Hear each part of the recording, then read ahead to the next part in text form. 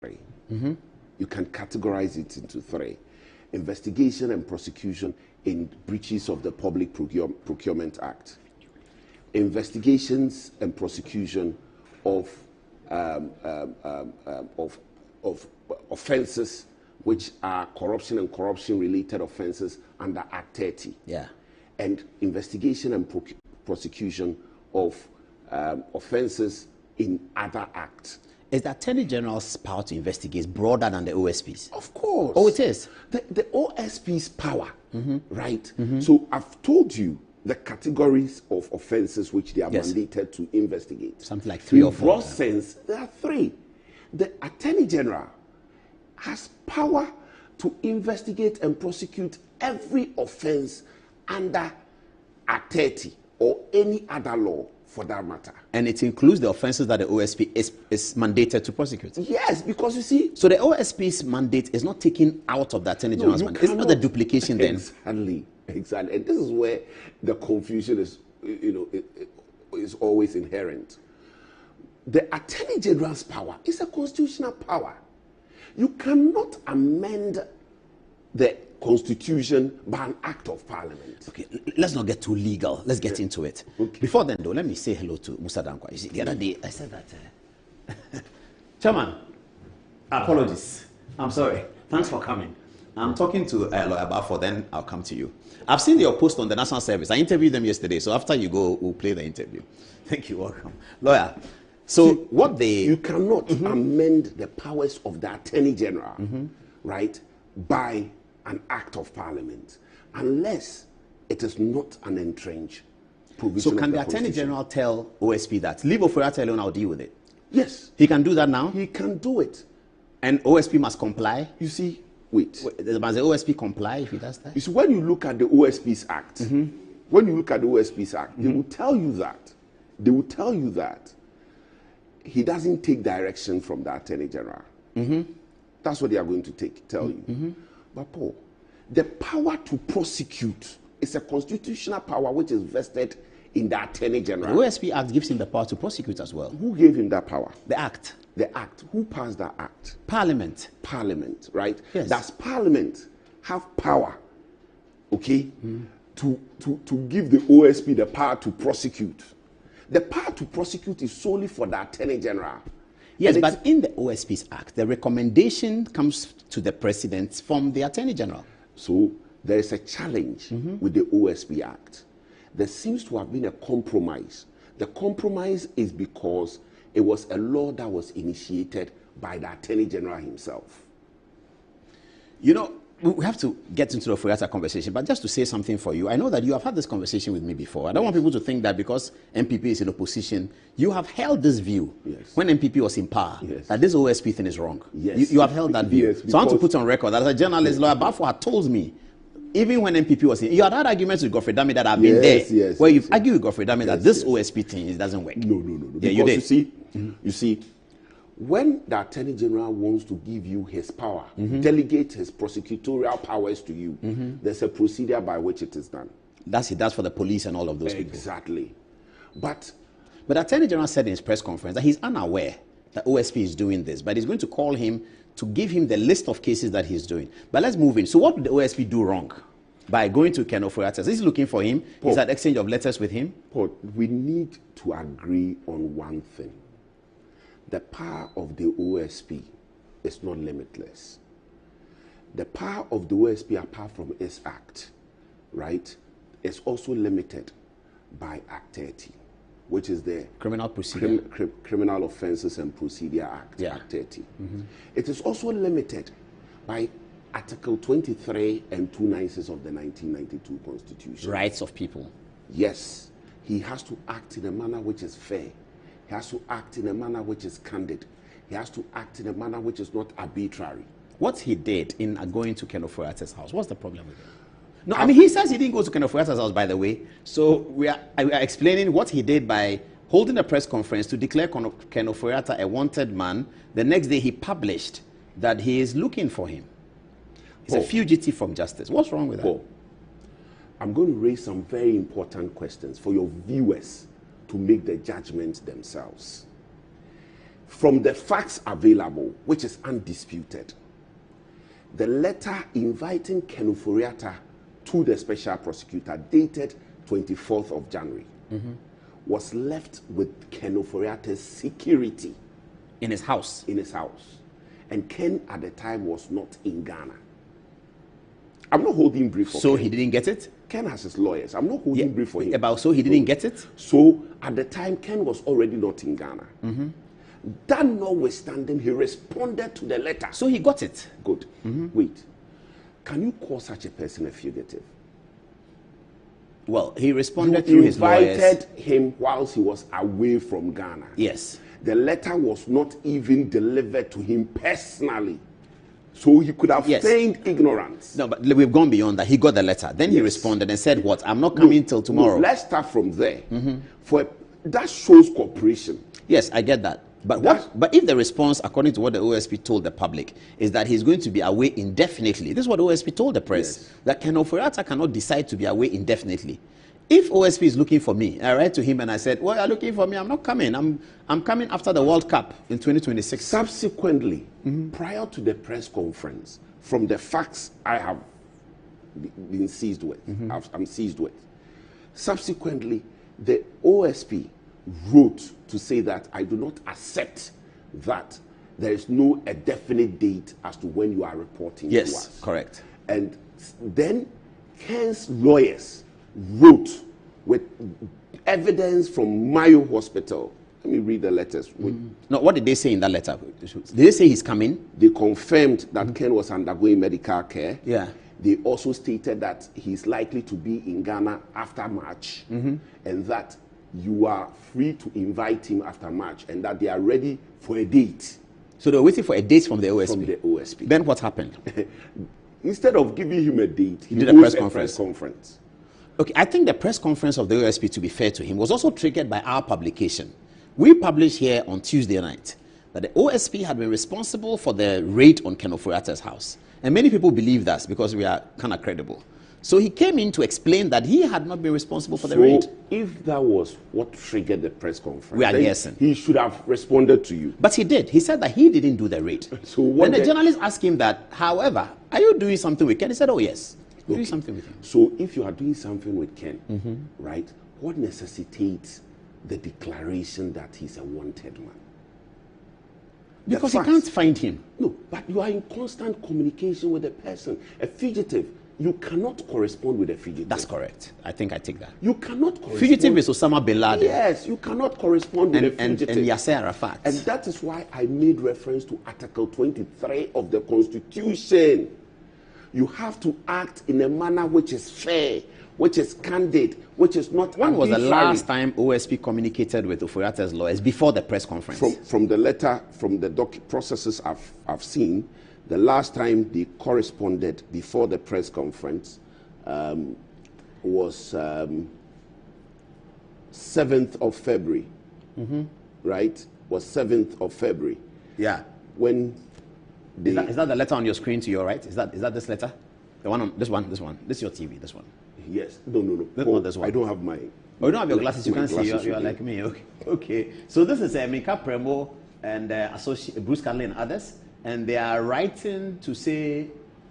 Mr. I can't see. Let me get close to the TV. Keep it on like that. They shouldn't see me coming to the TV. Okay, Balfour says direction to attend the office of the special prosecutor. Now, this is a letter on 7th February. Yep. Which is written from Mika Premo and associates to Kisia Jabe, the special prosecutor. They say that please find attached here to a document indicating that our client is receiving medical attention at Mayo Clinic.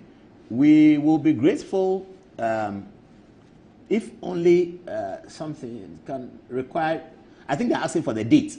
So this letter of 7th February. And it was based on asking for Ofori-Atta for a date. Okay, then another letter comes. Don't forget. There's a Mayo Clinic letter as well. Exactly. And it says to whom it may concern is Mr. Ken Ofori-Atta. And they say that, hello, sir, madam. Ken Ofori-Atta has been seen and evaluated by this hospital. His medical condition necessitates that he will stay and follow up on his appointment undergoing blah, blah, blah, blah. Possible surgical intervention in March. Please contact me if any questions. Okay. I think that the OSP can say that his frustration was that they were not telling him, as Afenyo Markin has now said, that Ofori-Atta is coming in May. So when you look at this letter from the doctor, it clearly tells you that he's supposed to go, he's supposed to undergo a certain procedure, right, in March. The lawyers are also saying that based on the indication given by the doctors, right, kindly fix a date for him, taking into account the date the doctor has given you. Impliedly, right, he will be available on any day after March. Yes, but now, special prosecutor is satisfied now because Alexander Fenyo-Markin says Oforiatta is coming to Ghana in May. That's what he was looking for. I'm looking for him. He's in hospital. Okay, no problem. When is he coming? Then you say after March. What is after March? Papo, assuming that these are even the facts, can you say on the basis of these facts that he's a fugitive? No, you can't. Exactly. No, you can't. Exactly. But Oforiatta has now settled this. He said, I'm coming in May. So it was just a matter of communication, miscommunication. There are those who are saying, and I've heard it from many people, Ayikwewu to another lawyers, that you don't need to talk to him. File your prosecution papers. Wait, that is the point I made. Very respectfully, I think that I'm one of the people who made that point. I remember that. I remember that. Paul, he's a suspect. Yes. He's a suspect. That presupposes that he's part of the investigations that you are undertaking, right? Now, when you need a suspect to conclude your investigations, in other words, when you can only determine whether or not there's a prima facie case against Ken Oforiatta, only after you have spoken to him, then of course there's a problem with your investigations. Say that again. Say if you're a prosecutor and you need the suspect to help you to come to the conclusion of your ingredients of offense and to package your process. In other words, right, unless you speak to a suspect, you cannot come to the conclusion that there's a prima facie case against him. Then there's a problem with the matter before you. That's another matter is that whatever Oforiatta will say, will he not refer to documents? As Minister for Finance, he will refer to documents. And he said the documents are available. The OSP Act gives you the power to go to court and secure an order for any document that you may need. Okay. Right? And so if you are doing an investigation, and for the matters that are before that the OSP has mentioned to be the subject of investigations, it involves multiple persons. And so you should be able to carry out your investigations. But that kind of Oforiatta, how do you know it involves multiple persons? It involves procurement breaches. Have they alleged procurement breaches? But those are the offenses that they are investigating. You mean those are the offenses that the OSP has power to investigate? No, let's look at it. Let's look at the letter they sent. We have to be wrapping up. Contractual arrangement between Strategic Mobilization Ghana Limited and the Ghana Revenue Authority for stated objective of the enhancement of the revenue assurance. SML. SML. But SML, Paul, it involves it. Who doesn't know about SML in this country? Yeah, it involves PPA. It involves PPA. It involves petroleum sector.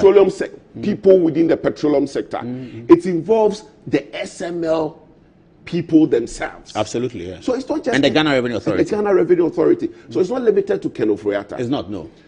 Termination of distribution loss reduction and associated network improvement project contract between Electricity Company of Ghana and Beijing Charging Technology.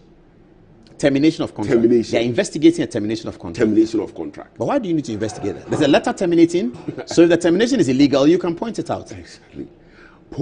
Procurement of contractors and materials and activities and payment in respect of the National Cathedral project. But why do you need Ken for that? All the documents are available. You can prosecute. So the point I'm making is that in any event, when Ken appears before you, the law allows him not to even speak at all. Okay, but let me ask you, Bafo. You are not the officer of the OSP. Kisi Ajabin is. I'm not the OSP. Kisi Ajabin. Musa Dankwa is not the OSP. Kisi Ajabin is. Why are we telling him how to do his work? Paul, we don't have to tell him how. That's what we are. Constitution of Ghana, let me re-emphasize this. A person has a right not to incriminate himself. Yes. And therefore, when he appears before any investigative body, he reserves the right not to speak. Not to speak. And so when Ken Ofori-Atta appears before the OSP, he doesn't have to speak. You made that point in your thing. That's Good. very interesting. Yes. He can decide, I have come, but I won't talk. Two. Go and prosecute me. You can also prosecute Ken Ofori-Atta even in absentia. Yes, Even like in they did to absentia. Kevin Taylor. No, in the Kevin civil Taylor matters. It's a civil matter. Yes. But all they have to do, right, is to commence proceedings, right? Leave the charge with an adult in Ken Ofori-Atta's house, like they did with his letter. You mean the baileys from the court who would be serving those processes? Exactly. They must leave it in. But Ken Ofori-Atta has identified lawyers, Minka Premo, so they can leave it But there. what I'm saying is that he doesn't have to be here. What then is your gut feeling why they want Ken Ofori-Atta in town? I think that it is just a show of power. Whose power? That is the OSP. That is what he's done all this while. Okay, it is to show Ofori-Atta that you are no longer in power. Yes, I am still there. No, you see, it's just the OSP style. That has been his style. Showing power. Yes. Paul, I mean, we've seen what he's done all this while. Has he actually secured anything in the last 3 years he's been there? Has he secured anything? Well, from the LaBianca died. From the reports he's been issuing, we haven't seen anything for 4 years. He hasn't secured any conviction. No, he has not secured a conviction for 4 years. I mean, I am not criticizing him for that. No, I'm just asking for But criminal investigation and prosecution is a very difficult one, and he knows. Yeah. And that is why you have to be patient with your approach. You have to be tactical with your approach. You don't have to be aggressive. Those aggressions are seen in movies.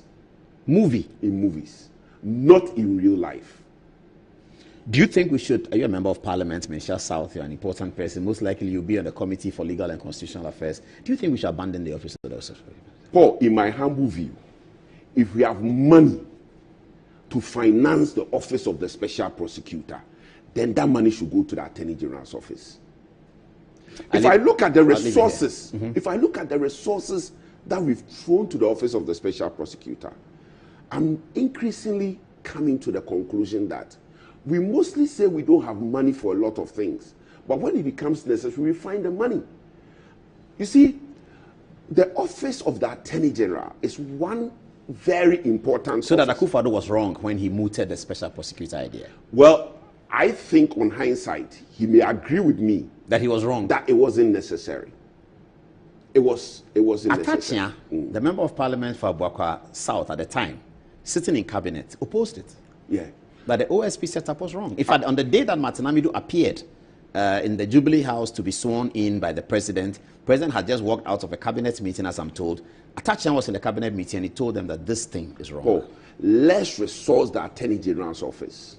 He has very brilliant prosecutors. I mean, we have come up against some of them. Will that probably generate tension between the Attorney General and the OSP's office? Did we see that in Godfrey Dame's time? Are we beginning to see it again? No. When Dominic says, I don't have the documents, I don't know what he's doing, I'm going to call him. It was always. Is it suggesting that there's some tension already brewing? It depends on who occupies the office. Of the Attorney General? No, or of the OSP? Of the OSP. Okay. Because you see, when you are at the OSP's office, right, and you think you are Kenneth Starr, and that you have to stand in front of cameras from CNN and show them that you are some tough talking special prosecutor who is out to get somebody just to make people in Ghana happy, right? That's what's likely to happen. The police has been prosecuting matters on the authority of the Attorney General for years. And they've been quiet. We don't even get to know them. IOCO, the Economic and Organized Crime Organization, has been prosecuting matters. Nobody hears anything, right? The office of the special prosecutor is where the problem is coming from. And I think that it has to do with what the occupant wants to do with the office. Some NDC people said Kisi Ajaben should be removed and Martin Pebu should be made the special prosecutor. That is their view.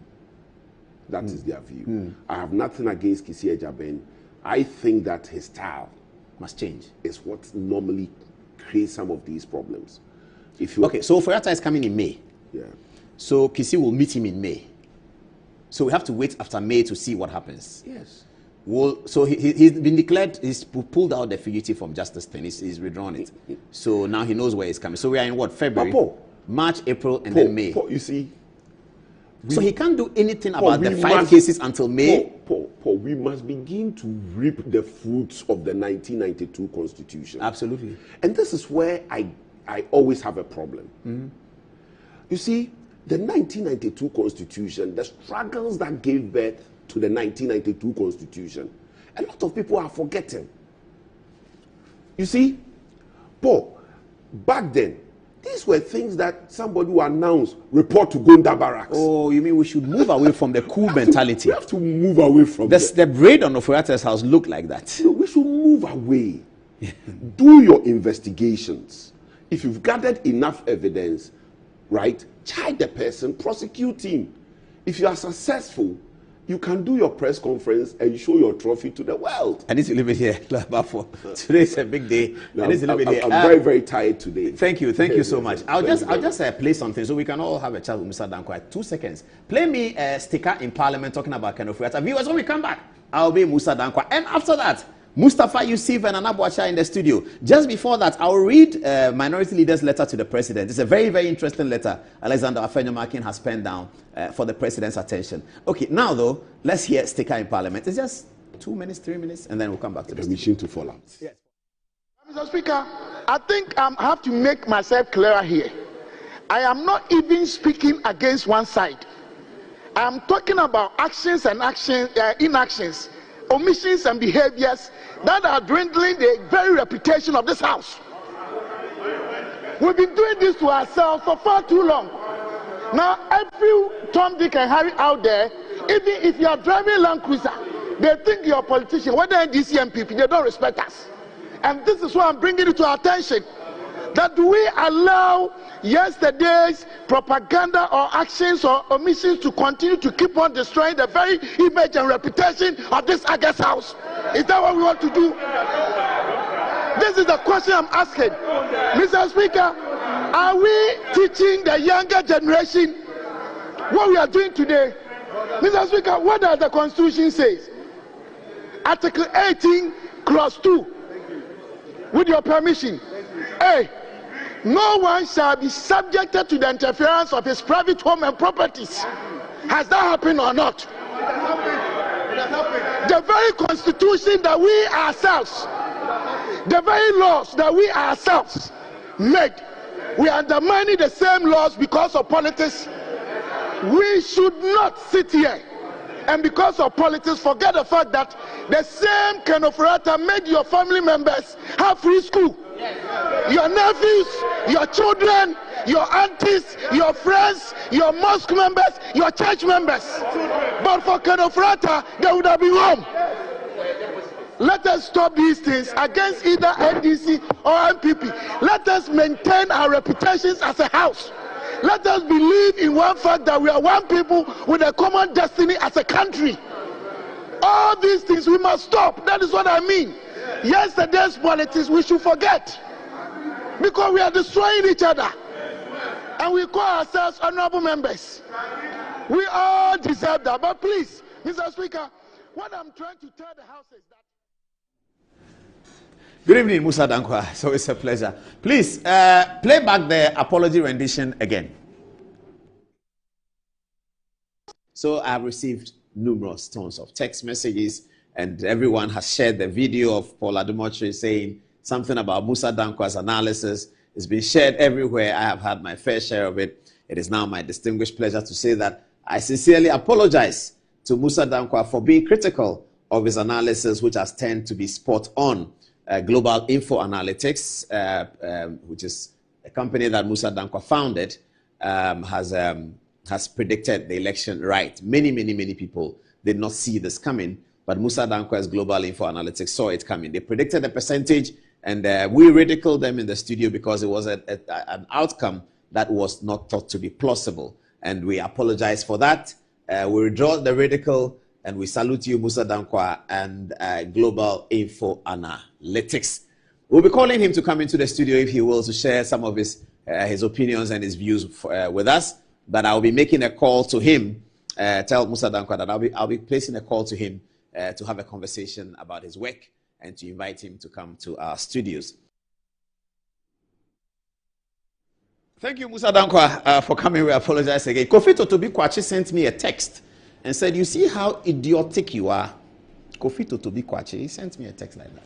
And I told him that, Honorable Godfather, don't worry, I'm going to apologize to Musa Dankwa. Please tell Mr. Totobi Kwachi that I've apologized if he's not too busy working on national security. Patricia Pierre said that he and Bevlo Lati had been responsible for the violence. He issued a statement that he had. Good evening, Uncle Kofi Totobi Kwachi, Director of National Security and Godfather, political godfather to President John Dramani Mahama. Good evening, sir. Musa Dankwa is here. We've apologized. It's 13 minutes to the top of that at 10 o'clock, and we are good. Yes, sir, Honorable. How did you know President Mahama was going to win? Was it just raw research? You know, for us it was quite easy. Easy? Yes. Okay. Absolutely. For 3 years, we knew Mahama was going to lose. Whoever MPP elected was going to lose. Oh, that's interesting. Whoever MPP elected, whether it was Alan Chemati, was going to lose. Do you think Alan Chemati would have lost? Yes. Are you sure? Yes. If he was a Ashanti chief, would he have lost? Yes. You didn't quite tell us that there would be low voter turnout. Was there low voter turnout? I did, but guys didn't listen. Oh, you said there would be low voter turnout? Yes. To the percentages that we saw? We gave the warnings for Ashanti region, warnings for Eastern region, for Western region, Central region, across the country. But even in voters, there was lower than 2020. Yes, across. Why was there low voter turnout in, say, Volta region? No, it was because of the people were disillusioned with the political class. They voted NDC in the past. They haven't seen changes in their lives. They've given NDC MPP 8 years. Probably things got worse.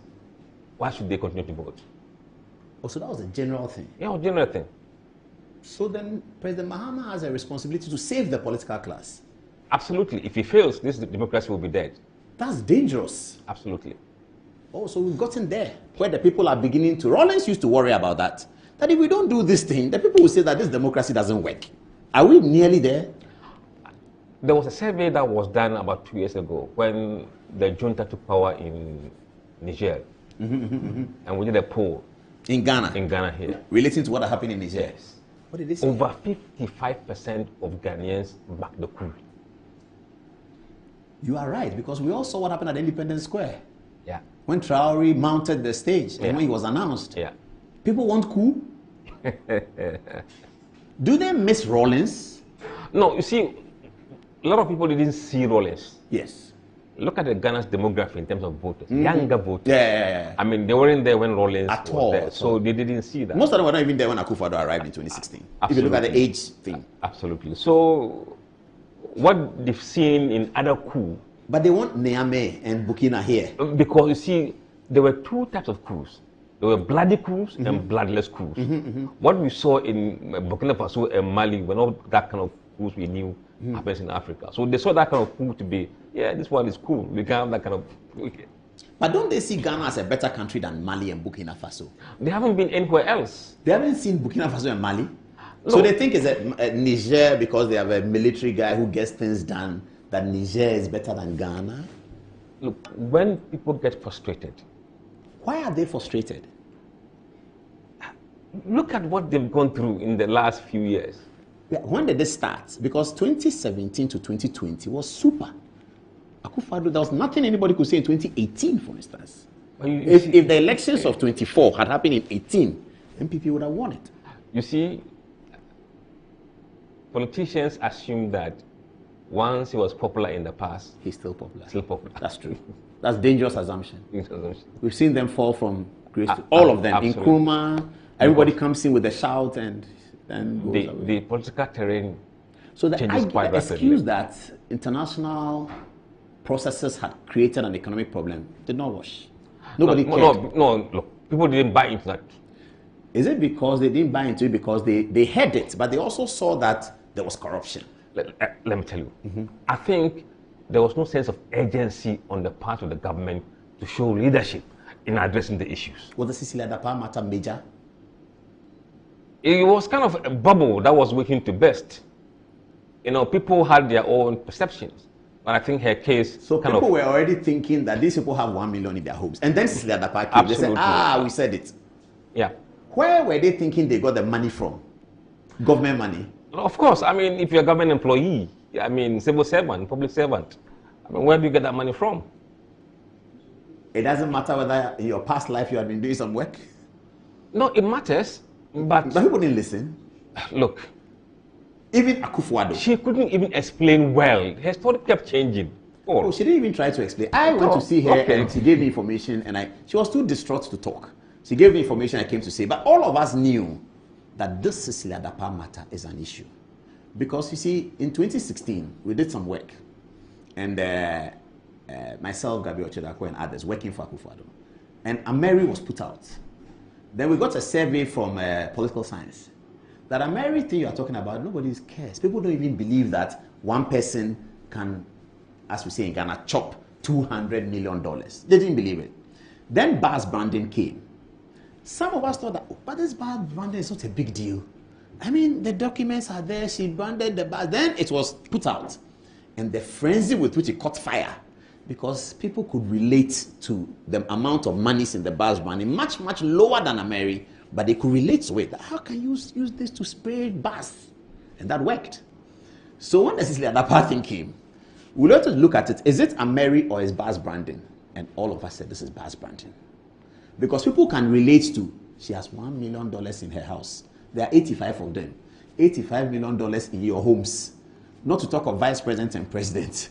You people have $200 million in your home, and you tell us that IMF has made prices high. Did these things matter? You know, the perception was there that corruption was not decreasing. I mean, quarterly polling was showing that corruption was rising, and people were concerned about that. But I think the missing link in terms of the election was that the opposition couldn't link corruption to something with people. There's a missing link between how corruption affects general voters, and that link I don't think was made public very well by the opposition.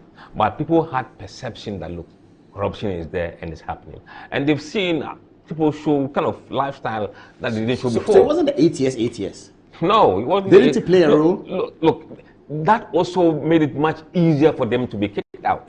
But generally, the economy was in a very bad state. People were desperate. Look, people were really hungry. Yeah. When you talk to people in the street, it's shocking the kind of things they tell you. So I prices were absolutely high. I mean, everybody was feeling it. This NDC campaign of milk in Mahama time, milk today, did it work? Because it's very straightforward. It's the same milk. Look, you don't even have to go to milk. Even Gobe. Oh, Gobe went up. Of course, I mean, Kenke went up. Gobe. I used to buy Gobe for 3 cedis. And it became to 7. 15 cedis. That's significant. Yeah. So if I was feeling it, and but next time you want Gobe, I'll show you a place where they do it, which is very good. So putting milk 15 cedis and 15 cedis. Why didn't civil society enter that conversation and say, wait a minute? Nowhere in the world will you take milk of 2016 and it will be better than milk of 2024. No, this is the thing that you guys or those in policy do. Politics of cost of living. It happens everywhere. Yeah, it happens everywhere. Even in the United States, it was politics of cost of living. It was very much, very that much. really did the trick for. But you see, voters are concerned about their lives today. Only. They care about today. Yeah, makes sense, yes. But that means politicians are going to be on the unfair side of the equation every now and then. I don't think you can see unfair. Oh, if you come in and prices have gone out as a result of something that happened elsewhere. They are elected. Look. I think those kind of argument simply means that we have not planned for the worst case scenario. That's also true. Yeah. So for you to be taken by this international situation so rapidly that you lose control of everything, it means there was no, But nobody won the international argument. Britain's ruling party lost. It started on Germany. Germany's ruling party was whitewashed. Britain's ruling party lost. France, Macron nearly lost because of their political system. He survived. If they had our system, he would be gone, long gone. America, the Democrats were wiped out when they had come in on a landslide 4 years earlier. So in Nigeria is the only place there was a difference. And in Kenya too, there was a difference. Now that was occasioned by an obvious rift between, in the same party, the same ruling party, the outgoing president and the incoming and the candidate of the party. In Nigeria, there was a major rift.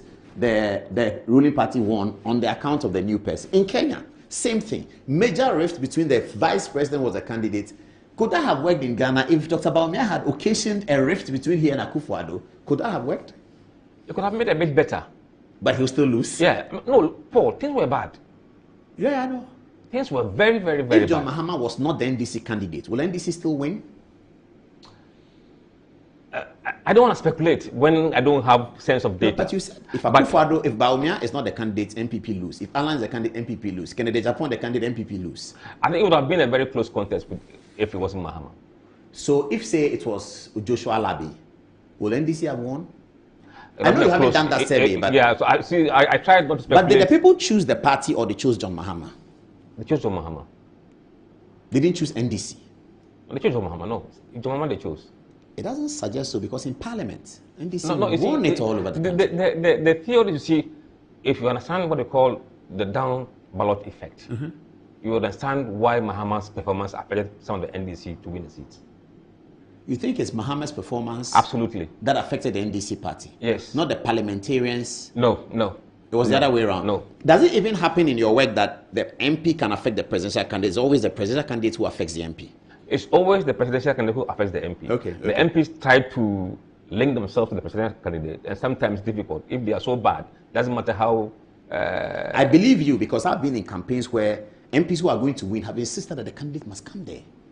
And I was there when they were pulling John Mahama to Labadi. It was so tight schedule for him. He spent about 15 minutes in Labadi.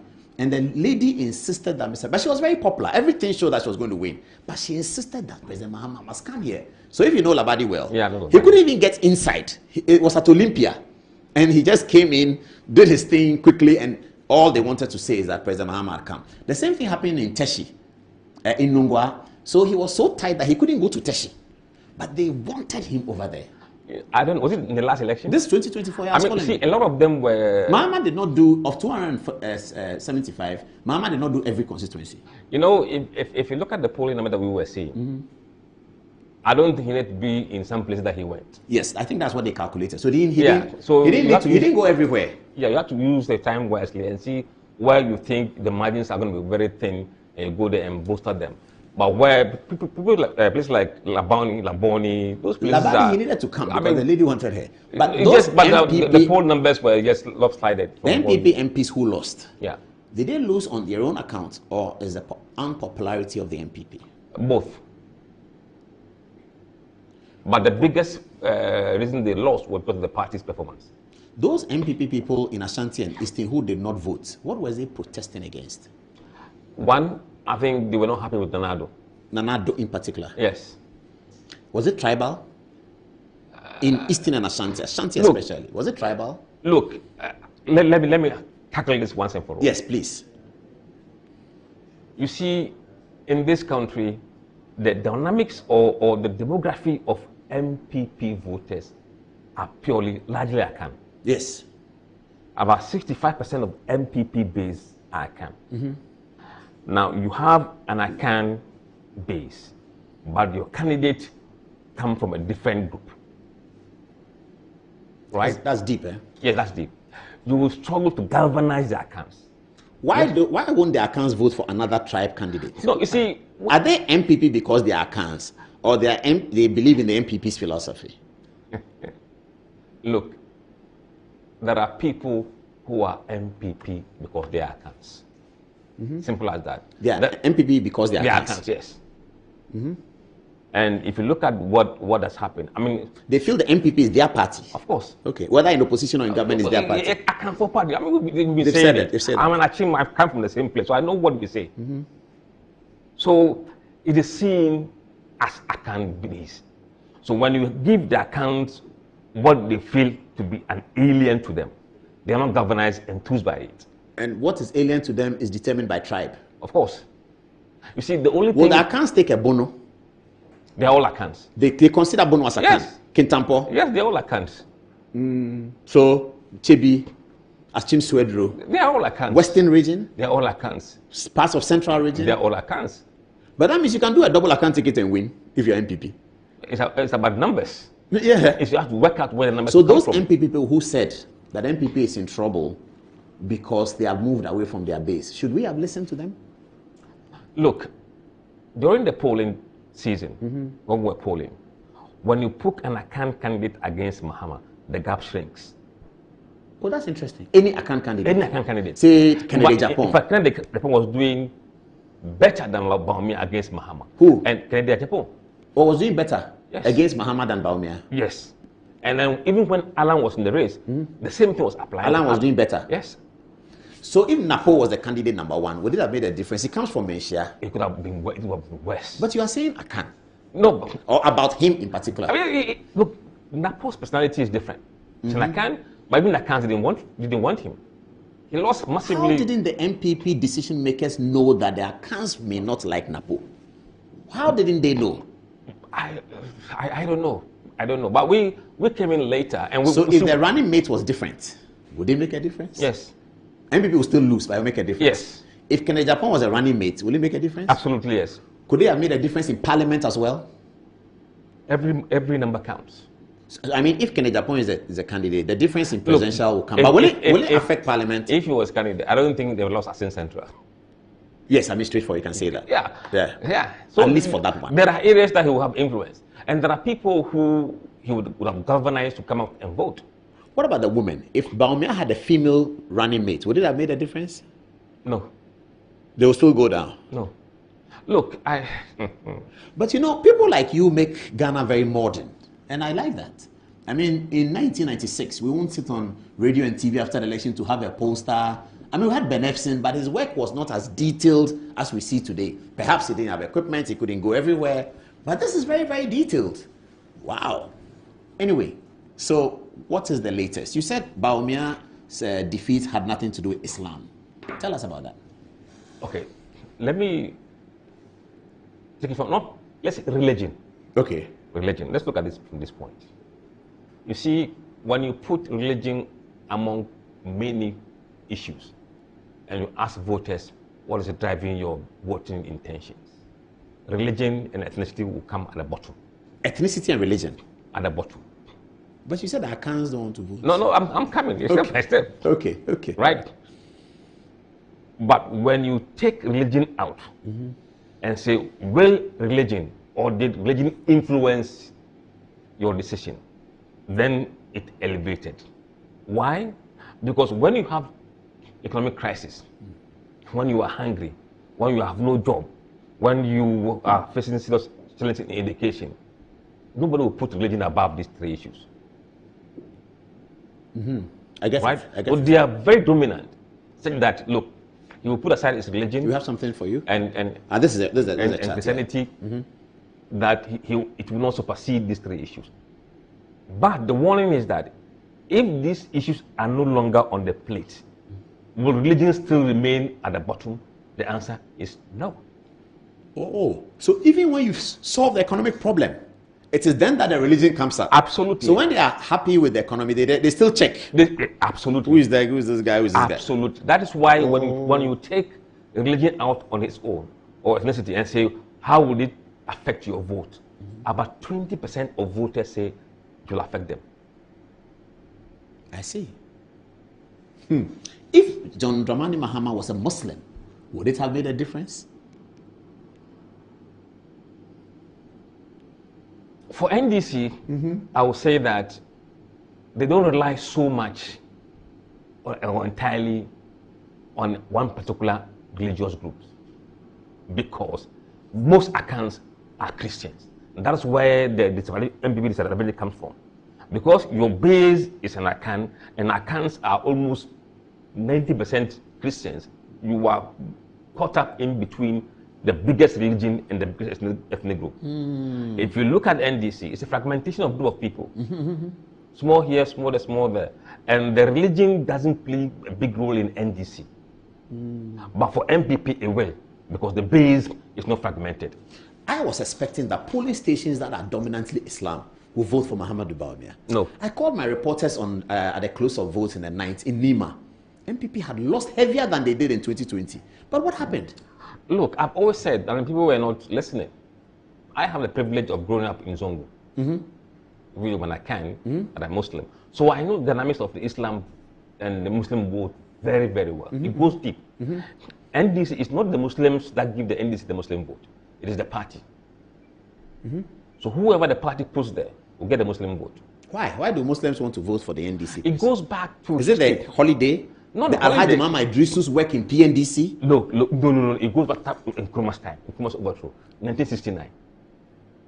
The Aliens Compliance Order. Oh, but that's gone beyond that. Yes, but you think it's gone. No, but Aliyu Mahama, who would have been part of the Aliens Compliance Order, became vice president under Kufuor. Absolutely.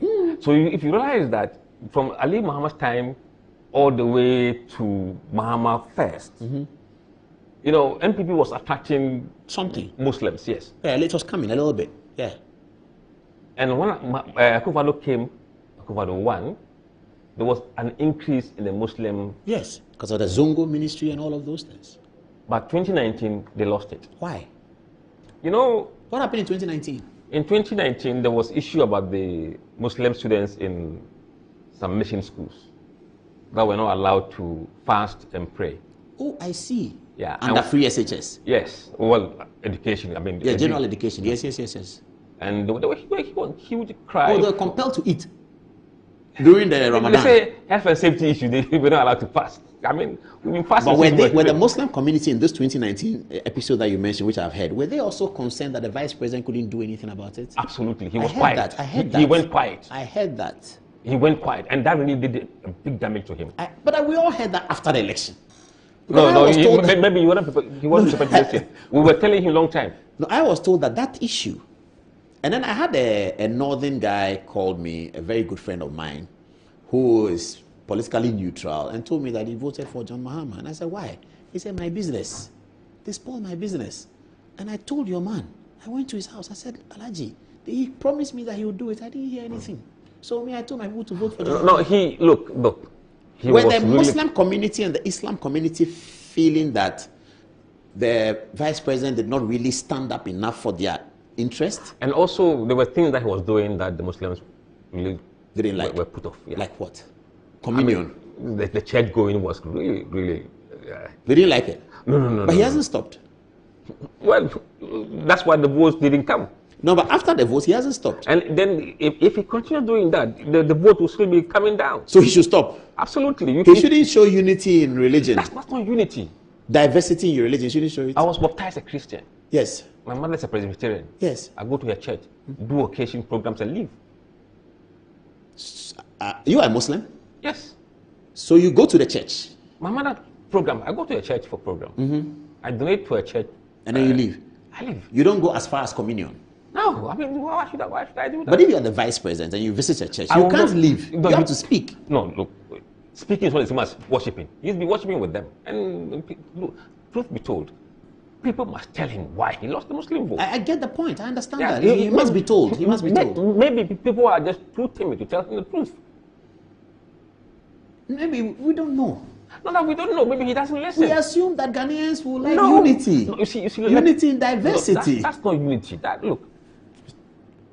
So if I'm running for president and I go to Muslim Friday, Christians will not be angry. Why was Ali Muhammad not accused of the same thing? He didn't do that. Ali didn't do that, going to churches. He will donate, but he doesn't. He didn't do that. That's the role of. I mean, his role was to, show, go to events, take part. Yeah, he did, but he won't go to church. I mean, look. But that's because Baumia was baptized a Methodist. That's what he said. I was baptized a Christian, Presbyterian. Yes.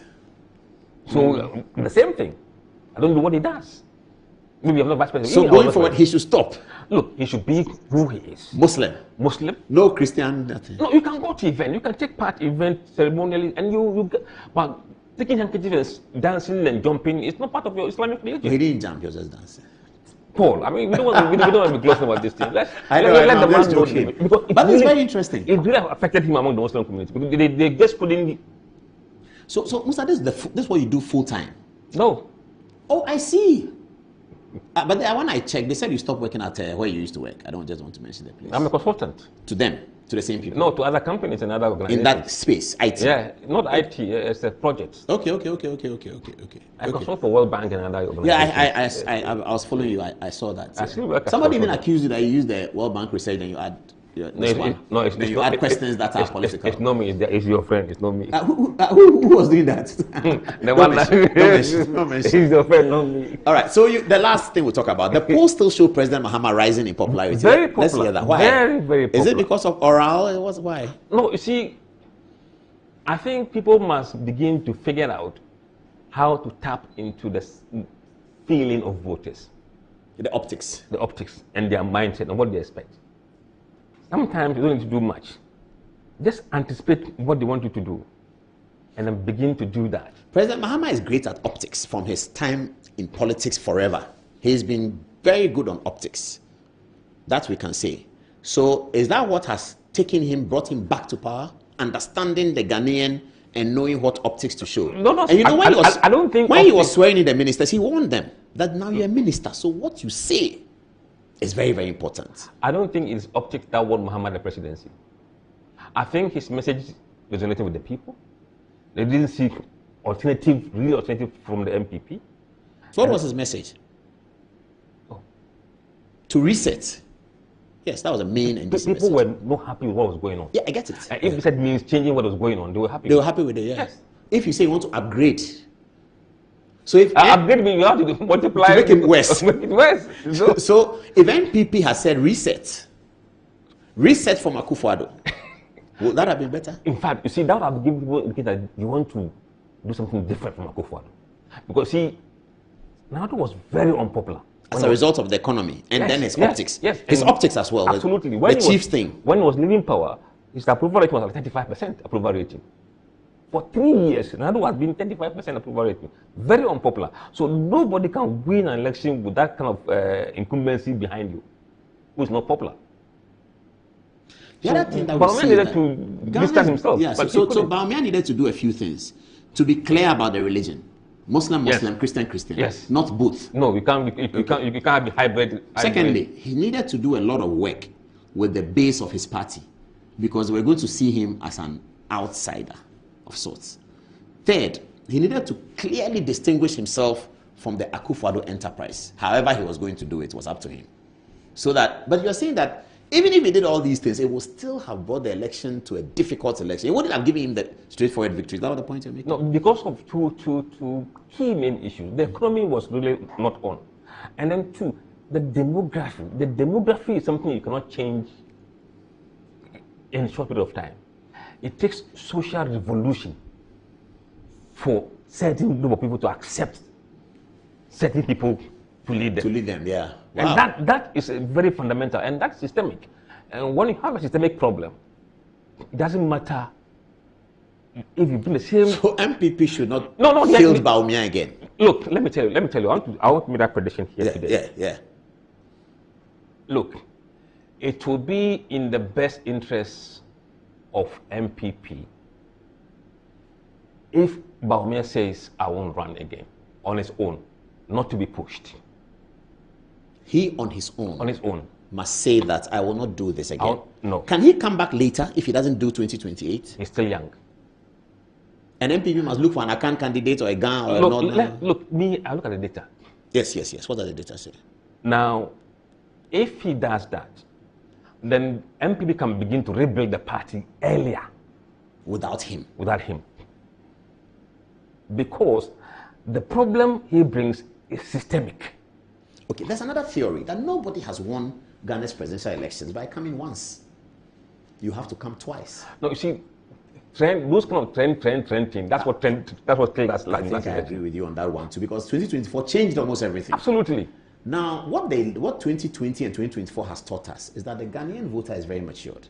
Because the victory that was given to NPP in 2016, landslide, 4 years was whittled away. And then, after 4 years, they gave NDC an unprecedented victory that only Rawlings was getting. And we don't trust the Rawlings elections, but fair enough. Rawlings alone was getting those figures. NDC have a huge majority now. Analysts like you say that, don't mind them. 2 million people didn't vote. Add 2 million to Bawumia's 42, NPP wins. They should sit down. If they don't do their work well, in 4 years, that thing will vanish. Because the Ghanaian voter is now showing that he's very, very mature. Because when you look at the 2016 figures, almost all the amateurs like us predicted that with this kind of landslide, it's not recoverable in 4 years. It's recoverable in 8 to something years before our eyes was whittled away. On election night, I was here when it was announced that Akufo-Addo had taken a 1 million lead. This is around 2 a.m. I went downstairs to celebrate. 5 o'clock, I was called that, Charlie, the thing is 500,000 now. And I said, what? It's gone. They said, yeah, it's gone. But are we winning? They said, yeah, but we are winning. Parliament, nobody was telling me. 4 hours later, I ran to the center. And when I saw the figures, Parliament was, at that time, we were waiting for Martin J. Mensah Kosa. It was Martin J. Mensah Kosa who brought it to 137. So this is just 4 years. Should the NDC look at this and be worried about the governance style, or the victory is big enough to transcend the next election? I don't want to believe they will make the mistake MPP made. That one, you have to defer to me. Because I work with politicians. They will make the same mistake. Okay. From Winston Churchill, they make the same. They will see it, they will do the same thing. But let's go this way. MPP has been bruised so much that it will require more than 2 election cycles. No, and I'll challenge you on it.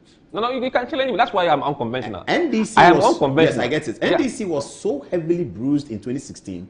John Mahama is still today punishing some of the people based on the crisis they had post the election. Look. Let's look at where MPP lost in the last election. That's how you see that they have a problem. Their home base. Yes. But it's because they didn't vote. Who told you? But that's the other figures show. Which figures? The 2020 voters register, the number of voters, forget about percentage that. of turnout. Forget about that. Over 20% of MPP voters didn't vote for Bawumia, but for Mahama. 20%. So 80% didn't vote. But 20% voted for Mahama. Okay, the logic is that even if those who were at home didn't vote, if they had come out, the proportion will not change. But Mahama added only 100,000. From your figures. But who told you that those who voted for Ronaldo were MPP people? So you see, no, I get that. But Mahama only added 100,000 over 4 years. MPP lost 1.8, 2 point something million. I am telling you. Unless we can trust the 2020 figures. But if we can trust the 2020 figures, it shows that John Mahama added 100,000. There are people who are arguing about the 2020 figures. Fair enough. But let's look at it. If we say Mahama added only 100,000. That's what the figures show, yeah. And the same exit polls shows that 20% of MPP voters went for Mahama. That's fine. That makes it worse because it means that Mahama's 100,000 had MPP people in it. And also the 2 million, there were NDC people who didn't vote. Why? NDC? You think anybody was happy? But if NDC is not happy, they'll vote for Mahama. What was the turnout in voter regime? It was lower than, I don't have the figures. It's lower. Yes, lower, yes.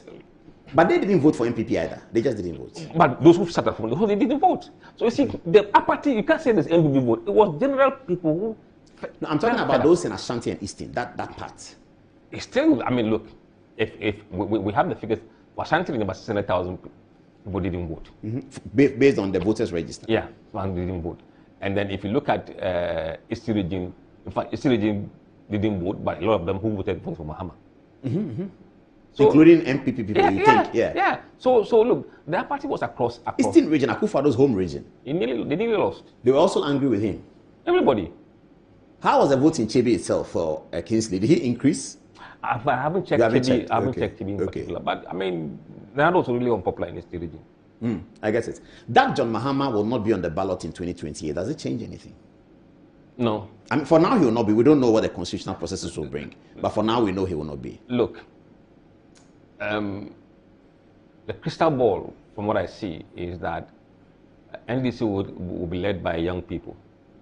No, the presidential candidate. Yes. Not as Edun Ketia. As Edun Ketia, we know is the is the undisputed presidential candidate of the party. He's a massive figure, but he's somebody who loves data.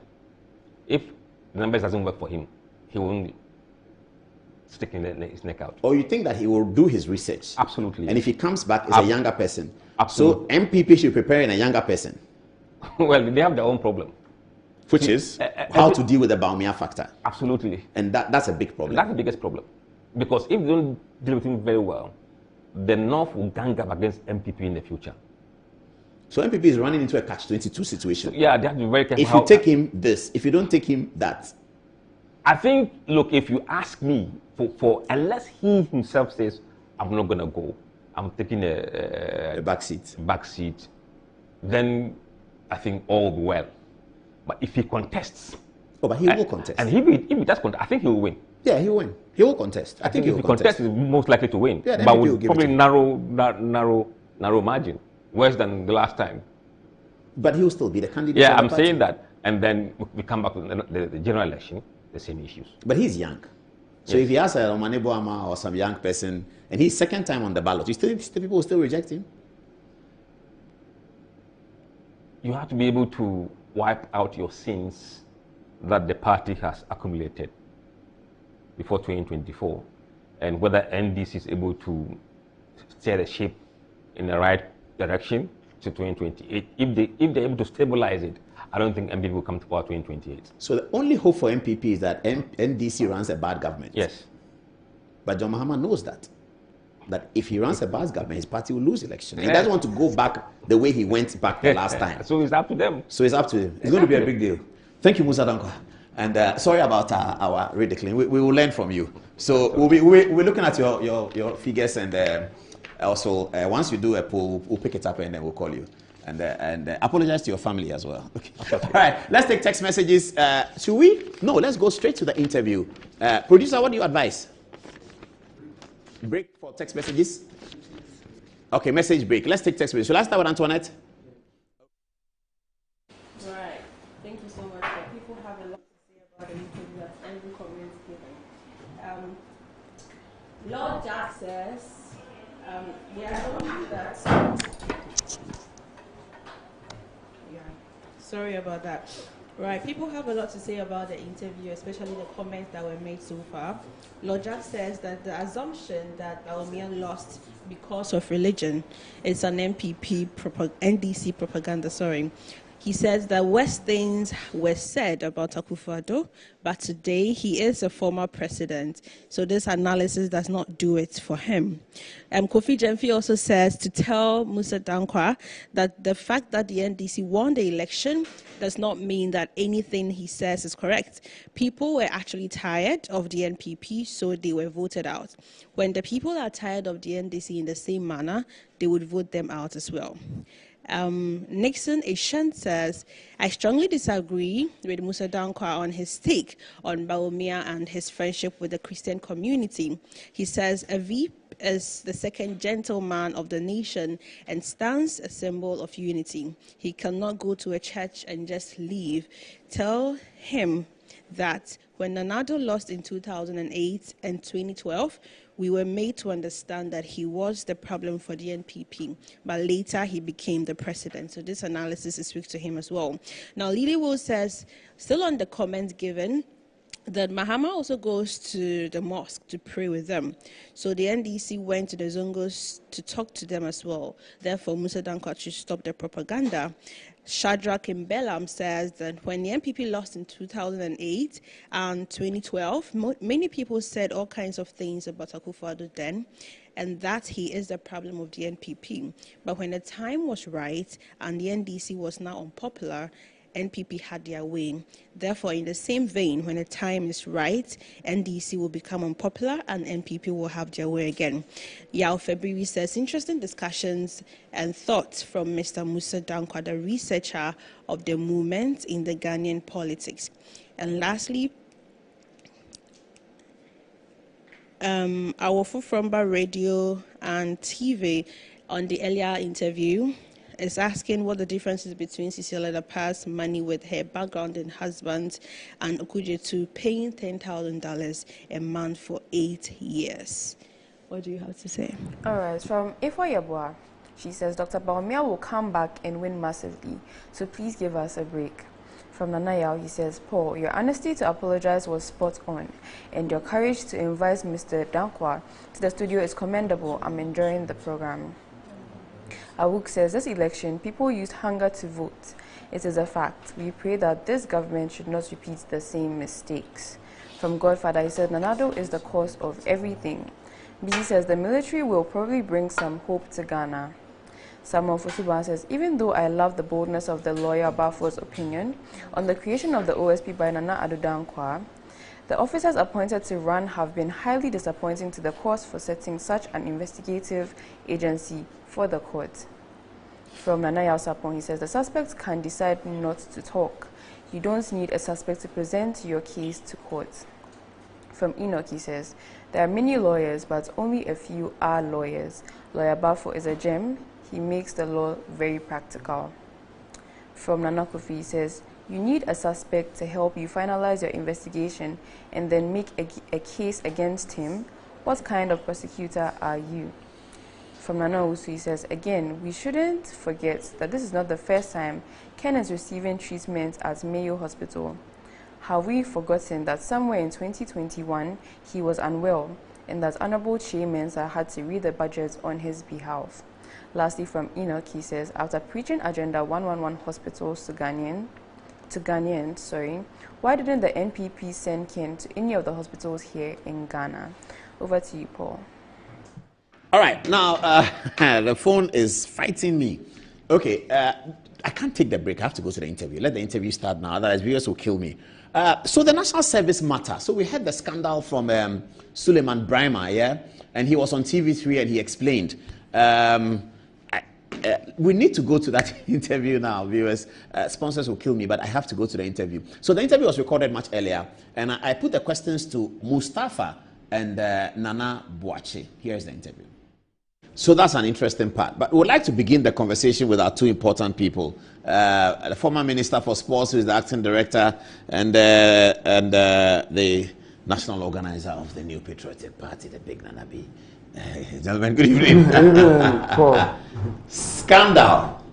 So let's start with the beginning. How do you generate the PIN, the so-called 100,000 PIN, 91,000 PIN, that then becomes 88,000? How does it work? So, Paul, first of all, let me say thank you for these opportunities to at least bring some clarity to the major issue that is trending currently, and also to thank your viewers for listening to us and for viewing us.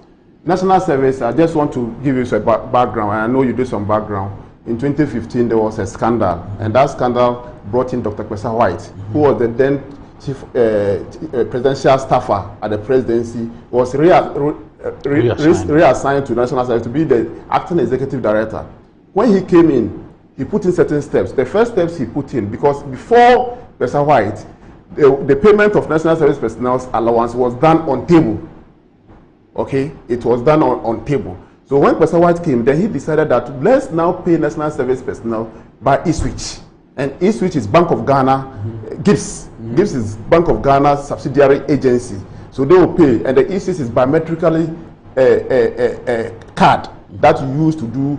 You have to take your biometric data for you to have the eSwitch card, so that you'll be able to access money that is put on your card. Then in 2017. We were invited by His Excellency, the President of the Republic, Nana Addo Dankwa, to serve the good people of this country as the acting executive director and my two deputies.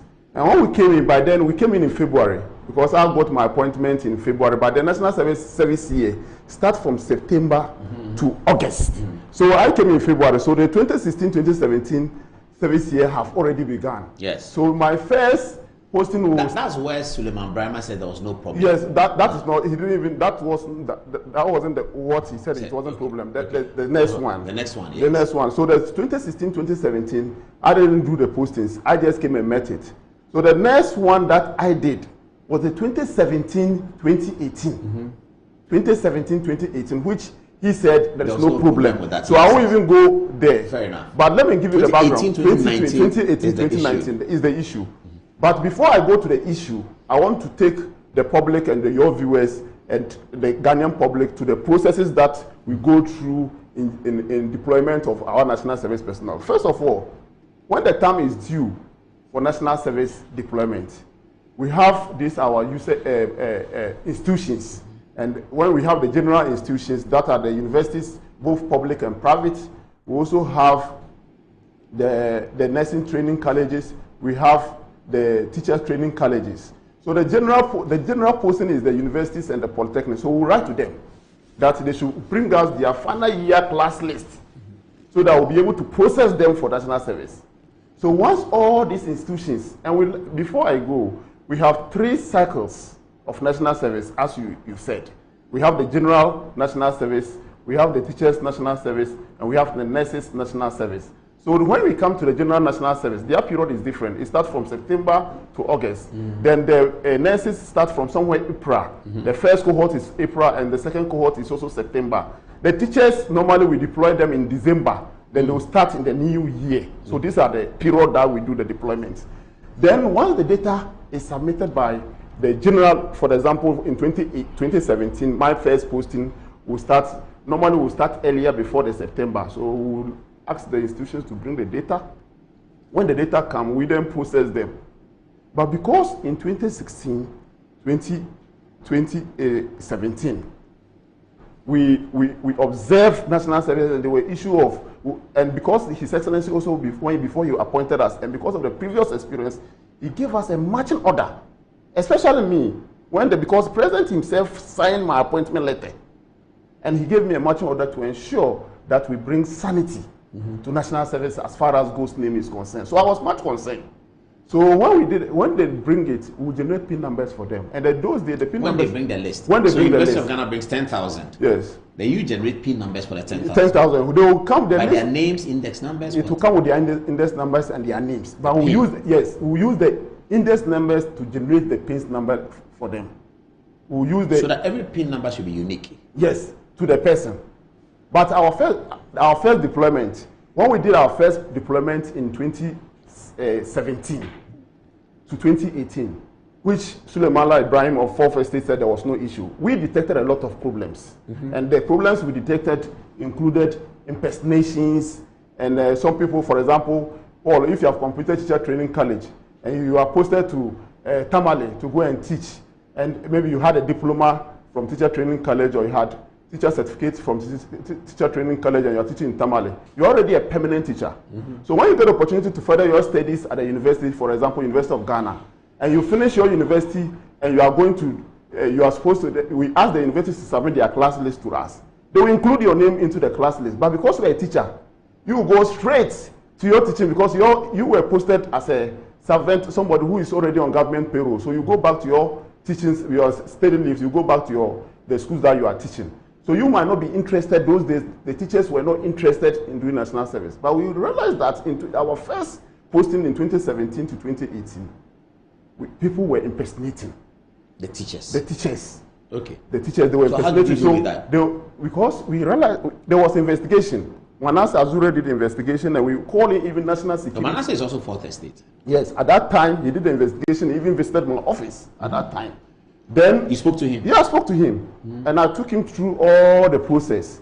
Then in I took him through all the process. Then in 2017-2018, when we did all this, we identified this impersonation. We called on national security and the BNI. Then the BNI, it was BNI, National Investigative Bureau, NIB, to assist us to come out with a very solid platform, so that we'll be able to deploy this national service without a program. So our next posting was 2018-2019.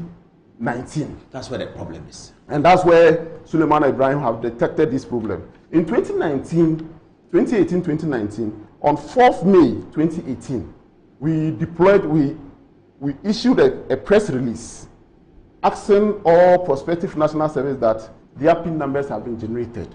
And this was 100,209 PIN numbers that we generated from all the institutions. Out of that, 85,708 were deployed. As at the time of deployment, those who have gone through the registration, because I was telling you that when we generate the PIN numbers for them, they have to go through the registration process. And because we detected this duplication, we put in some system, a new national service deployment system. And in that deployment system that we put, number one, we put in the central database system. We linked it with our website. And because we linked it to our website, the central database system contained the national ID, the passport of everybody who has passports. ID is on the central database. We also have the driver's license. Those who have driver's license too is on the central database. Those who have SNIT card, it was also on the central database. So we then decided that, okay, if you have this data that we can use it to link up with our national service system. It is easier for us to be able to detect those who are impersonating. Why? Because once you come to register, we have generated a PIN number for you with your index number and your name. Then you come and register. First of all, we'll ask you to put in your index number. Once you put in your index number, you have registered, we'll ask you for your national ID number. And that is the time we introduce the national ID number. And then on this communication, we spell out all the details that you need to make sure that you're able to go through the registration. So the the system will pull your ID for Parliamentary with your passport picture, your passport with a bio page where your picture is, so that to ask you, can you confirm your details? Then once you confirm, then you go through the registration process. Then you complete your registration. So you mean if I'm going to register as a national service person and I have a passport, since you introduced this central database, once my name is there, the passport will come out. Yes. For me to confirm. Confirm. And if you don't have passport and you have any other card that is it will pop up. Okay. All right. Then what we also detected during that process, people, when you have, as part of the registration process, even when you have your ID has popped up and you have indicated that it is you, Paul Adomochiri, then we'll say, okay, upload your photograph so that we can match the photo on the ID vis-a-vis the photo on the photo that you uploaded. Do all these things. If you do all these things, then or are you suggesting that it's because of these checks that you had the 100,000 to 85? Yes. So that 15,000. Yes. So that 15,000 didn't survive the test. Most of them did not survive the test. I get it. Most of them. So we deployed. Then at the time of. But Suleiman Brahma seems to say that it's normal. So he said there was 90 something, 80 something. That's quite normal. But he was missing up because he was using the deployed list as the eligible list. The eligible list are the class list that the university have submitted to us. Then once we generate the PIN, they become eligible. But those who want to travel, but then if you are in the university, if I'm in the university and I want to travel to do my master's, and even the University of Ghana submits my name, I'll be interested to go and do the registration. I'll just go. So those who go through the registration, they are the only people we deploy. So you have the 100, then you have the 90, which he saw, which Suleiman Brahma talks about. 85,000, which he talked about. No, 85 is the final one, but he talked about the 90 something and says that the discrepancy between that and 85 is fine. But you are saying you actually started from 100 to come to 90. And you want us to believe that it is because of the central database system that people couldn't survive. Okay, fair enough. Okay, then in 2018, after we have done this, somewhere in November, government took a decision. And the decision was that as at that time, teacher trainees were not going through national service. It was only nurses and the general national service personnel, and that is the university and the polytechnics and nurses. And the nurses had 2 cohorts or 2 badges. Then the government took a decision that all teacher training graduates should go through a licential exams and pass. Then before government will then get clearance from Ministry of Finance for them to be able to do what? To be employed. But once they are doing their licential exams, they should take advantage to do their national service because it will become a requirement for them to be able to be employed. Then national service, at that time there was even agitation from the teacher training association. So the minister then invited, that was the letter that you have. The minister invited the leadership, invited national service management, and invited teachers council for us to meet and let them know why the reason why they should do national service. And we were successful. So they accepted. And they even after that came to my office, we met, and they issued a press release. We also issued a press release, and it's in public. After that, then we deployed our first cohort of teachers, which was in November that we deployed that. And we made it public. You told the general public, the one I read? Yes, the one you read. How many people were there, do you know? There were about 16,000. 16,000, okay. Yes. So that was the first teachers. So the first teachers postings was about 16,000. Okay. 16,000 that we posted. Then once we posted them, but when Suleiman Ibrahim did, he only took. So at the end of the service year, national service year 2018-2019, we are supposed to go to Parliament. Yes. And normally when you are going to Parliament, you have to then take the summation of those who did the national service general posting, and that is the universities and the polytechnics, those who did the teacher training college postings, the first cohort, and the nurses training college, the 2 cohorts. The summation is what you take to Parliament. Parliament will obviously ask. That's why did you release postings for general national service personnel, and they are 85,000, and you are bringing 100 and something thousand. Absolutely. Obviously they will ask. Yeah. Obviously they will ask. So that is where the challenge fourth estate had, because these things are in public domain. So they looked at it as a scandal.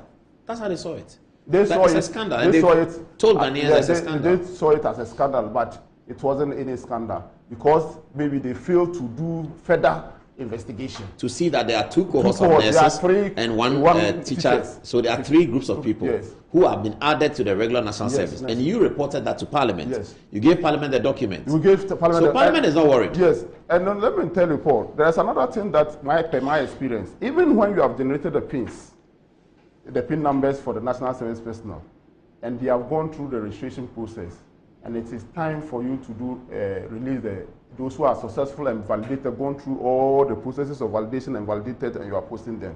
There are majority who are still on the system pending. Oh, you have a column for them pending? Yes, pending column. Why are they pending? They are pending because they've not been able to satisfy the requirement, the controls that we are putting on the system. Now, I was coming to the index number, the duplication of index numbers, wrong index numbers. Suleiman Brahma shows index numbers of Winneba Education University. And he says that the index numbers follow a certain pattern. He showed other institutions. And all those index numbers were found in the national service document. So that is He's suggesting to us that these are the basis for the ghost names, I think. Yeah, so what Suleiman Ibrahim did not tell the public is that we have the system have an entry point and exit point. And then the exit point is at the time of receiving your allowance from GiBS. First allowance. Your first allowance. You need to go through the registration process. You need to be verified through all the verification process. Then you have to then go, and after you have been posted, you have to then go to verification, biometric verification at the various regional centers first. Then once you are accepted and you are posted to your user agency then will validate you monthly to confirm that you are post. Then they submit a report to you before you get paid. So what's the point you're making? So I'm making a point that the figures Suleiman Ibrahim, the data that he got, are people who might have tried to enter the system, but they were not successful at the exit point of receiving allowances. Okay, so you are saying that we should ask Suleiman Ibrahim and the fourth estate that these names that they put out, the index numbers, duplication of names, did they check whether they received the first allowance? That is another thing. That's a critical point. That is what I'm saying. It's at that point that we have a scandal. A scandal. But if they didn't receive, that means that the system's checks. The system checks prevent them out. Yeah, prevent that. Even though when you come into the system, you might see it to be in the system. But which category of the system are they? Are they on pending? Are they on hold? Are they successful? Or so if they are successful, then it's a problem. Yeah, if they are successful, so your call on the fourth estate is that give us one of those names that you can trace to show that they received. And also, even it will be difficult because it's not possible for one person to have the same ID. How are you going to acquire your e-switch card? What is e-switch? Why do you The e-switch card is a biometric verified payment system that we use in paying the national service personnel. So I cannot acquire the e-switch card if I'm using the name Kwekwe Japan. You can acquire it, but it is only unique to you. So after I have used it, nobody can use it. After you have used it, nobody can use it. And after I have used it, I cannot use Kojo Upon. To go and do because the verification will get you. You'll be emulated. Even though you might try, but you will not be successful. So you think all these 20, for the 2018 that we are talking about is really much ado about? So even at GiBS, Bank of Ghana, there are times that we will submit lists to them, and they will tell us that this particular service personnel have already done their national service before. Oh, wow. Yes. And they'll send us those data. And it's part of the verification process. So what do you do to those people? Those people will then they will block them from the system from being received. Why don't you go further to arrest them and prosecute? Oh, because we don't have the capacity. Normally we will report them to the security agencies to deal with them. Let me come to Nanabi. Thank you very much, Paul. Paul, what Fourth Estate did was just to play some sensational games. They did a shoddy work. I would never call this investigation. Why do I say so? Look, they showed a video of Mustafa Yusuf, myself. Look, I was never interviewed as to my role, because I was there from 2017 February to September 2018 when I left, because I was elected as National Youth Organizer then. Now, what can amount to a scandal? Because you are saying that these are ghost names, and then they go ahead to do a certain calculation, and then they put up a figure, 2.2 billion. Oh, there's a scandal. Meanwhile, you did not tell us that you have actually approached GiBS To confirm whether they have paid, because we are talking about payment. Yeah, they must have made all that you did. 2 billion. Yes, I listened to him and you've watched it. All that he did was to pick the publication we usually make, the number, the figure, the general postage. Yes, the 85. And he mentioned and it. compare with Parliament. Yes. He mentioned. And then he said that he himself said that they picked the numbers from the publication that we issue. Yes, he said so. Number one, and then he said, and the figure two from the Parliamentary Select Committee. And he identified the discrepancy of education, and then he just used that. I don't know why. Do they suggest that nobody else will see that as a discrepancy? No MP will see it. What is so surprising? It's been all over. What is surprising? I'll come back to what is even surprising is that after they've done all this investigation, and it is revealing that even during my tenure, there are issues that they've identified. I was a public figure. I was a minister for Youth and Sports. Yes. I was a member of Parliament. They never contacted him. At least you could have written to me. For Festive, have been writing letters to the Ministry of Youth and Sports, and we respond. So they could have written to us, and for me to respond to some of the things they've seen during my time at National Service. Yeah, they could. But in his reportage, he created the impression that at least they contacted us and we didn't respond. Yeah, I heard him say that. Maybe he called you and he didn't get you during the campaign. The heat of the campaign. He never called. He could have sent a text message. You are message. concerned about the work that has That been is done. it. The work is a very shoddy work. I will not call this. In fact, that is the more reason why Mr. Daniel Domlevo, who is a member of the oral team, said that a lot of the papers presented to them would need serious auditing. He said there are rumors. Exactly. And that they will need to be confirmed. Exactly. Yeah. Right? Because National Service, the way and manner we conduct our business is quite unique. So you need to do proper investigation. Number one, Mustafa mentioned that at the entry point, anytime we invite students, prospective service personnel, we are invaded by fraudsters, the system. So at the entry point, you will see all manner of information. All. In fact, that is where somebody will even input the name of that Kenyan or the face of that Kenyan. He said it. Because at that point, they can pick anything. Because so they are trying their luck. They are trying their luck. So if they get in, what happens? They get salary. No. If they're able to succeed. No, you cannot succeed. Because you cannot by the time you get to the exit point. Proof. Yes. By the time you get to the exit point, you would have gone to the region, you would have done your biometric verification, and the system would have pulled you out. So what the Fourth Estate did was only to secure information at the entry point. That's what you think. That is it. GiBS is the one who pays. Because the only way you can tell us that GiBS that how much money you pay for so now, do you know something? They mentioned somebody called Daniel Muchu. What if they are really doing proper investigation? They should have gone to GiBS and said that did Daniel Muchu receive payment? Yes, that's very important. Exactly. Yeah. Because that is how the system runs. And that is how it is. A lot of people from time immemorial, you have a lot of people invading the system. Why? Because there's opportunity. There's it. Opportunity. So you need to always consider the entry point and then the exit point. So when you use information at the entry point and then you label it as a scandal and you put a certain spin, sensational, and at a point he was even making a categorical statement.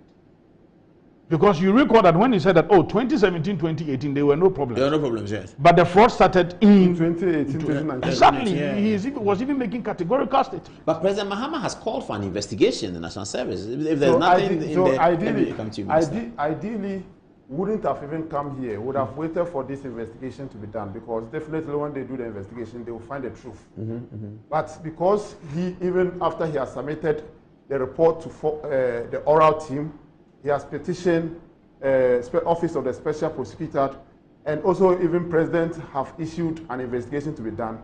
He decided to go to TV3, and even after that, he could decide to go to TV3 to do it. That's why it is important that in the court of public opinion, we bring clarity to whatever he's putting out. Let me come to... there is another issue that I want to bring. There's another issue. Yes, please. And I missed it when I was taking you through how we do national service. And that issue is that national service, when we are going to receive the data from the institutions, there are 3 ways that we receive. At the time that I was there, there are 3 ways that we use to receive the information. Number 1, and all the institutions have to follow all the 3 ways. You have to send an email with your class list to National Service Secretariat email address. 2, you have to put the data on the pen drive for National Service.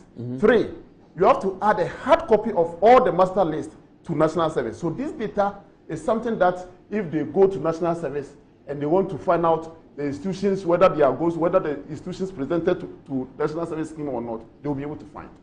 Okay, let me bring in one of our interns here who helps us to do this work. His name is Mr. He's just recently completed National Service. Mr., tell us, what did you do your National Service? I had my National Service at the Drivers and Vehicle License Authority, Regional Office, at Greater Accra Regional Office. Okay, which institution did you come from to National Service? The University of Ghana, Legon. So how did you know, how did you get your PIN? Usually our PINs, we receive our PINs, they are already generated for us, so we get them and we are supposed to check where we've been posted to by, usually there are issues where there are cases of special posting, where you get to apply for wherever you want to have your national service. But some of us already have ours posted to us and we're able to check with our national service PIN code. Okay, so you get information on your phone, or how do you know your PIN? You go there or what? Usually you receive it through message, your message, SMS, okay. Yes. So when you receive the PIN, then you go to DVLA? Yes, please. Then we go there and what happens there? Usually you don't just go to DVLA. It depends. We have our municipal offices. Me personally, I was at the LADMA, Ladade Kontompo Municipal Assembly.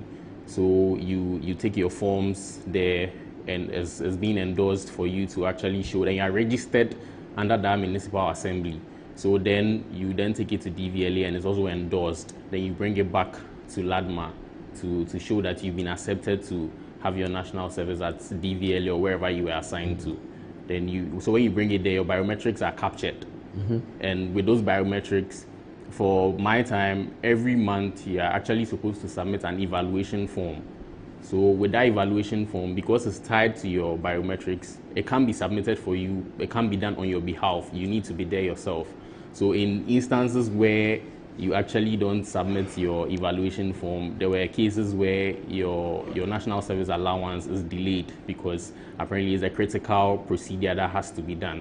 So if, for say, you actually skip sending your evaluation form in the month of July, when allowances are being disbursed for July, yours actually comes later. So if you do send it in the month of September, you do get all of it, say 3 months or 4 months accumulated in September.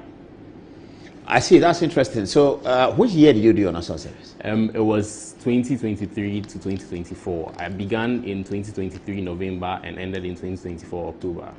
So Minister, this will be regular national service? Yes. So that's regular. Regular. So non-regular is nurses and teachers? Yes. The non-regular is the nurses and teachers. TVETs, they do national service? No, they don't. Ah, okay. Maybe in the future. Maybe they should be added. You know, in the Act 426 makes it mandatory for every Ghanaian to go through national service. Other than that, you can't even get a job. But what you have told us here relates to the time of 2017 to 2021. 2021, and it's so run that through. That is the principle. That is how run it is. through all the way to Yes. 2025. So, for example, in 2024, 2025, we were told that the president has directed that the national, the NIB should investigate. And I'm not going to speak on authority, but what I'm assuming is that what they have paid is only for the general national service persons. But because the national service for teachers have just been deployed, and the current management will have to make provision for that national service personnel, teachers who have been deployed going forward when the new budget is going to be presented. So it's not going to be 91,000 throughout the year. It's going to increase. Yeah. And this is the increase that we are calling scandal. Yes, this is the increase that they are calling. So when what if we add up? If we add up teachers and nurses in your time, and we still find that there's 1,000 left, so what normally happens? Per my experience, that when we have even generated the PIN numbers, and people have gone through the registration process and they have deployed. Most often, after even the deployment, prospective national service personnel who have not been able to go through the national service registration process will come to the office and say, "Oh, you've done the deployment. I have not been able to get posted." Then we'll check on the system. Why is the person not posted? So in most cases, we can there are some documents that they are supposed to upload on the system, and they haven't done that, and they will then do that and be cleared. So, but those postings, when we make them, we don't issue a public. We don't issue. So, for instance, the 85, not all register at the same time. No, some will come and register 2 months later. Even after we have released the 85,000, even though we generated PIN number for over 100,000, some will come after we have released the posting.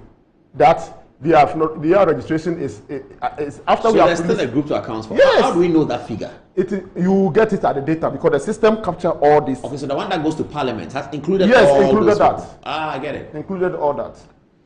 We have to open the phone lines on this and let people comment on this. It's very, very, very interesting. Okay, viewers, what can I say? Okay. There's another thing that I want to add. Even when the universities have submitted all the lists to us, then we have generated PIN numbers. You still get some of the universities, some of the institutions coming back with supplementary lists. After you have issued your press release? After the press release is gone? After the press release is gone. So if you don't go back on the central database and just use the press release as your base source document, you'll find more names. Yeah, you find more names instead of there is ghost names. But those names that come to you later, are they also entitled because they're Ghanaians? Oh, they are Ghanaians. Yeah. And so they're entitled. They are entitled. So you have to post them. Exactly. And you can get the records from the email the institutions will send, and the pen drive they will send, and also the hard copy they will send during my time. Yes. During the current management, my successors management, they even upgraded. During their time, you don't have to even send. They set a code for they set up a platform for all the training institutions. So when you are going to send your national service master list, you just upload it on the system.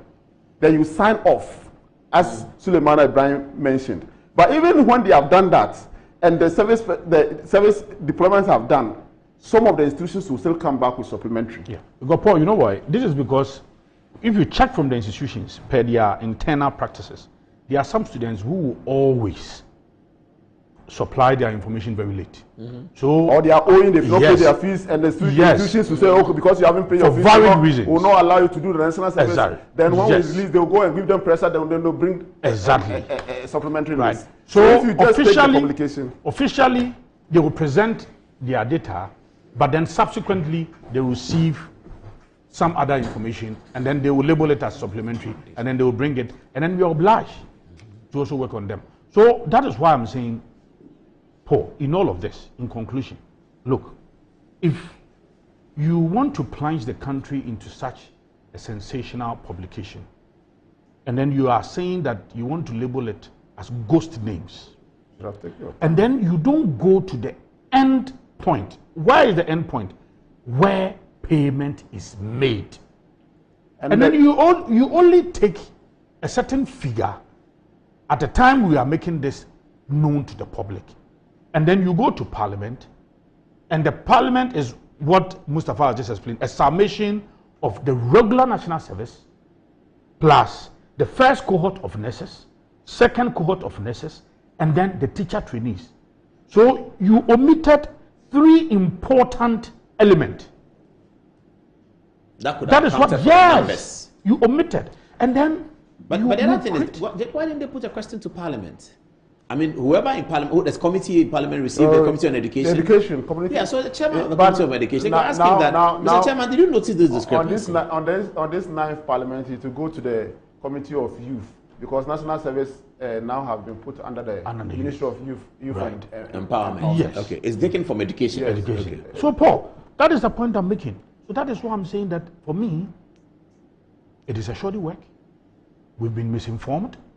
If you're talking about ghost names and ghost payment, and then you do your own calculation and you put such a huge figure, and then you throw the entire nation into that mood, at least do a very good job, proper job.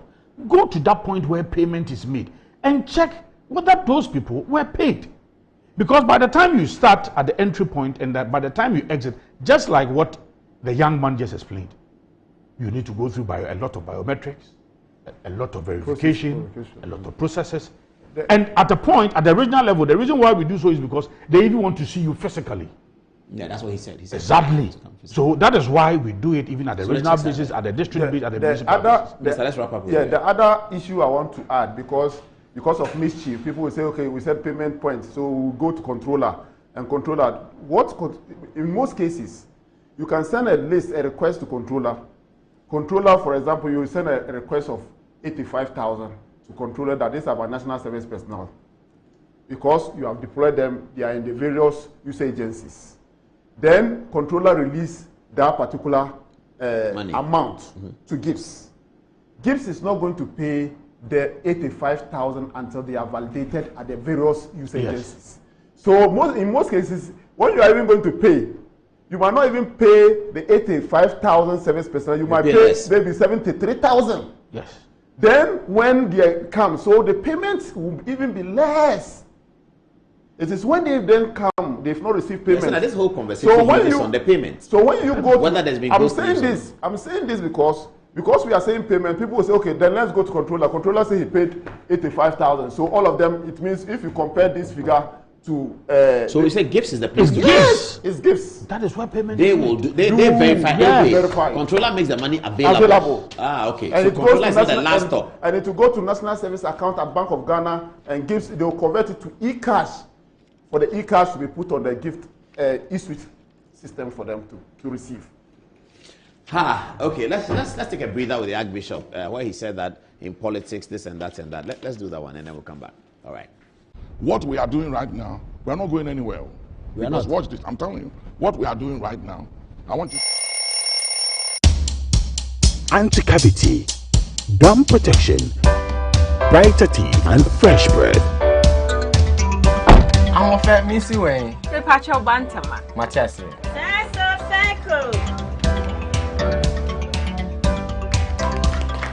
It's her smile. The fresh breath. Me, GiBS, we use Cal 360 toothpaste. Cal 360 toothpaste. That's Kia. Cal 360 toothpaste. It's a gum protector. Onim jom kasan. Cal 360 did the way. It's cool mint. Gives me fresh breath and your confidence booster. And you will see so feeling to when you know Cal 360 toothpaste. Happy smile. Cal 360 toothpaste, anti-cavity, gum protection, brighter teeth, and fresh breath. Kel, happy smile. This advert is FDA approved. Fire pomudin ya gubi. Ghana fweni aje. If you say ya your local spices na ya frafra dia ya sankofa natural spice. Me de go me jollof fumu. Ni mi still ahodoma. E ma ne dance. Charlie, the barbecue they go on. Sankofa natural spices. And one you use 100% natural. Adofo, mamunye huge mistake. Sankofa natural spices. FDA Sometimes the unexpected happens and the hero falls down in his own story. But he needs not stay down for long. Cosmopolitan Health Insurance is your trusted health partner. Whether an individual building a business, with Cosmopolitan Health Insurance, your medical care is our concern. For the best health insurance solutions for corporate institutions, groups and associations, families and individuals, choose Cosmopolitan Health Insurance from our over 700 accredited health service providers nationwide. Call us on 0302 540 668 or 0501 678 547 for all your health insurance solutions. Cosmopolitan Health Insurance, your medical care is our concern.